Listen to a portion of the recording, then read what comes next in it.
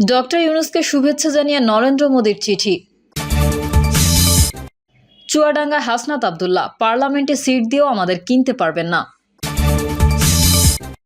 নির্বাচন নিয়ে সিইসির বক্তব্যের সঙ্গে একমত বিএনপি, বললেন দুদু।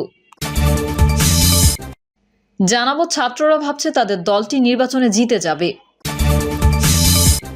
এবং সর্বশেষ জানাবো, বিদ্যালয়ের সভাপতির পদ দখল নিয়ে বিএনপির দুই গ্রুপের সংঘর্ষ, আহত 10। এতক্ষণ শুনছিলেন সংবাদ শিরোনাম, এবারে বিস্তারিত। তবে তার আগে অনুরোধ থাকবে আমাদের চ্যানেলটি সাবস্ক্রাইব করে বেল আইকনটি ক্লিক করুন। ডক্টর ইউনূসকে শুভেচ্ছা জানিয়ে নরেন্দ্র মোদীর চিঠি।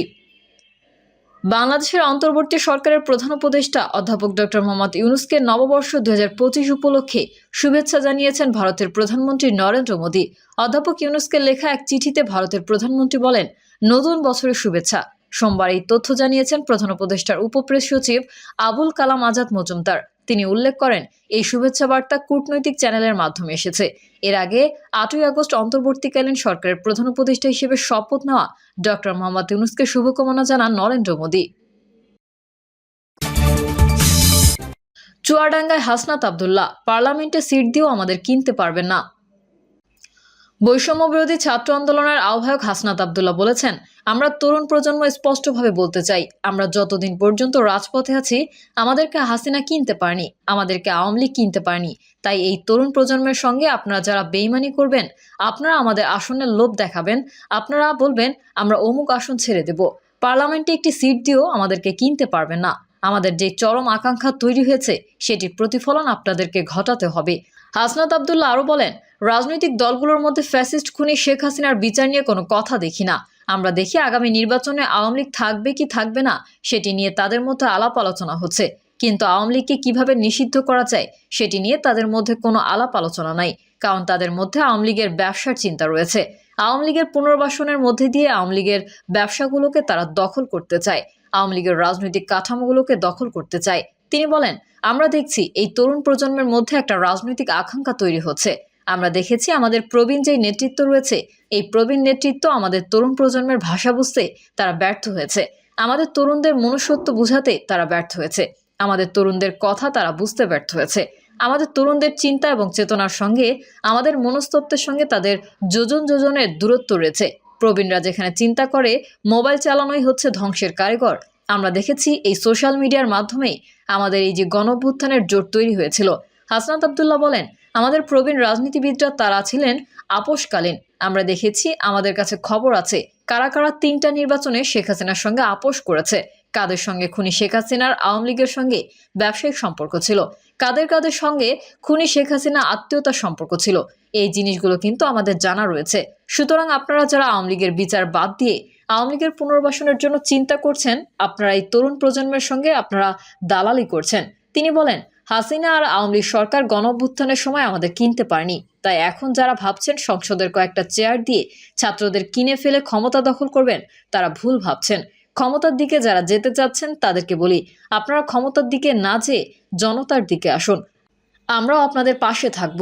হাসনাত আব্দুল্লাহ ছাত্রদের ঐক্যবদ্ধ হওয়ার আহ্বান জানিয়ে বলেন, এই দেশের ছাত্র সমাজ যদি এক হয়ে কাজ করে তবে একটি কোনোভাবেই স্বৈরাচারের কুটচাল চালানো শক্তির কাছে হারবে না।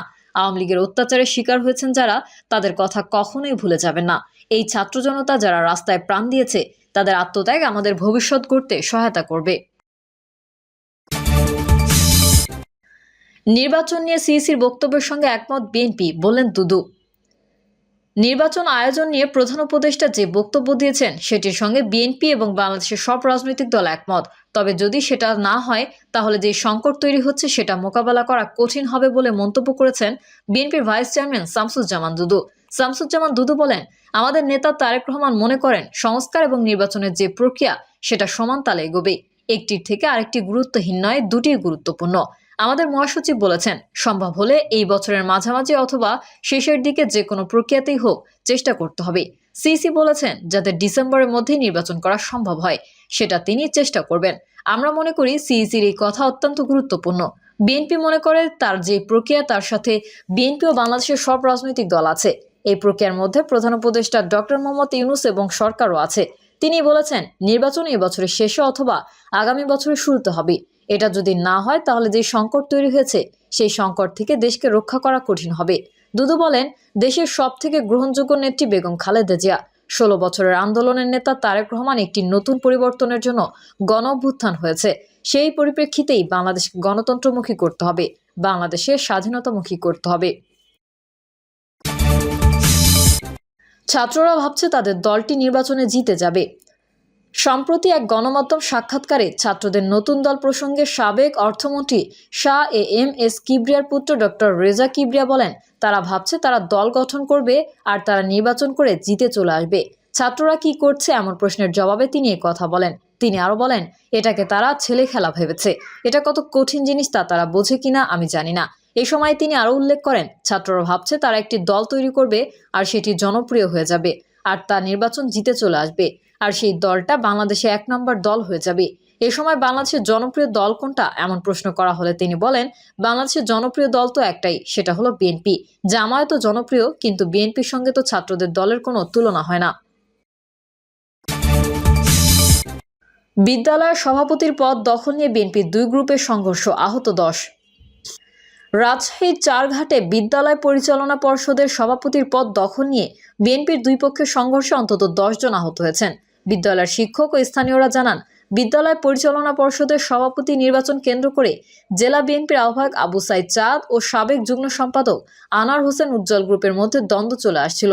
এর মধ্যে বিদ্যালয়ের নির্বাচনের তফসিল ঘোষণা করা হলে প্রধান শিক্ষক জাকারিয়ার বিরুদ্ধে নির্বাচনে পক্ষপাতিত্বের অভিযোগ তুলে আবু সাইদ চাঁদ গ্রুপ নির্বাচনে অংশ নেওয়া থেকে বিরত থাকে।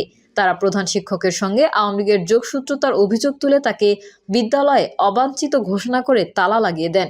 এরপর থেকেই প্রধান শিক্ষক ছুটি নিয়ে গত 10 দিন ধরে বিদ্যালয়ে যাননি। এই নিয়ে উভয় পক্ষের মধ্যে চাপা উত্তেজনা চলছিল। এই অবস্থায় ছুটি শেষে প্রধান শিক্ষক জাকারিয়া সোমবার সকালে কয়েকজনকে সঙ্গে নিয়ে বিদ্যালয়ে যান।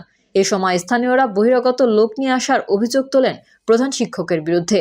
উভয় পক্ষের মধ্যে বাকবিতণ্ডা হলে এক পর্যায়ে তা সংঘর্ষের রূপ নেয়। সংঘর্ষে কমপক্ষে 10 জন আহত হয়েছেন। এ সময় সর্দ ইউনিয়নের 9 নম্বর ওয়ার্ডের ইউপি সদস্য শাহাবুল ইসলামের বাড়িতেও হামলা চালিয়ে মোটরসাইকেল ভাঙচুর করা হয়। এ ঘটনায় আহত স্থানীয় ওয়ার্ড বিএনপি সাধারণ সম্পাদক ও আবু সাইদ চাঁদের অনুসারী জাহাঙ্গীর হোসেন বলেন, আওয়ামী লীগের মদতপুষ্ট প্রধান শিক্ষক 30 থেকে 40 জন বহিরাগত ক্যাডার নিয়ে দেশীয় অস্ত্রসহ বিদ্যালয়ে প্রবেশের চেষ্টা করেন। এ সময় স্থানীয়রা বাধা দিলে তারা অতর্কিত হামলা চালিয়ে আমাদের কয়েকজনকে গুরুতর আহত করেছেন। এ বিষয়ে পাটিয়াকান্দি উচ্চ বিদ্যালয়ের প্রধান শিক্ষক এম জাকারিয়া বলেন, নিয়ম অনুযায়ী তফসিল ঘোষণা করে পরিচালনা পর্ষদের নির্বাচন দিয়েছিলাম, কিন্তু একটি পক্ষ নির্বাচনে অংশ না নিয়ে আমার বিরুদ্ধে নানা রকম মিথ্যা অভিযোগ তুলে বিদ্যালয়ে যেতে বাধা দিচ্ছে। তিনি আরো বলেন, বহিরাগত না, আত্মীয় স্বজন কয়েকজনকে সঙ্গে নিয়ে বিদ্যালয়ে গিয়েছিলাম, কিন্তু তারা দেশীয় অস্ত্র নিয়ে হামলা চালিয়েছে আমাদের উপর। জেলা বিএনপির সাবেক যুগ্ম সম্পাদক আনোয়ার হোসেন উজ্জ্বল বলেন, বিদ্যালয়টি তাদের দান করা মাটির উপর প্রতিষ্ঠিত। তাদের পরিবার থেকে সভাপতি হয়ে আসছেন। এলাকার লোকজনও তাদের চান, কিন্তু একটি পক্ষ প্রতিহিংসামূলকভাবে তা মানতে নারাজ। এই নিয়ে বেশ কিছুদিন ধরে ঝামেলা চলছে। এ বিষয়ে জানতে চাইলে জেলা বিএনপির আহ্বায়ক আবু সাইদ চাঁদের সঙ্গে যোগাযোগ করা হলে তাকে পাওয়া যায়নি। প্রিয় দর্শক, এই ছিল এখনকার সর্বশেষ সংবাদ। আপডেট সহ সংবাদ পেতে চ্যানেলটি সাবস্ক্রাইব করে বেল আইকনটি ক্লিক করুন। কমেন্টে আপনার মতামত জানিয়ে আমাদের সাথেই থাকুন। ধন্যবাদ সবাইকে। আল্লাহ হাফেজ।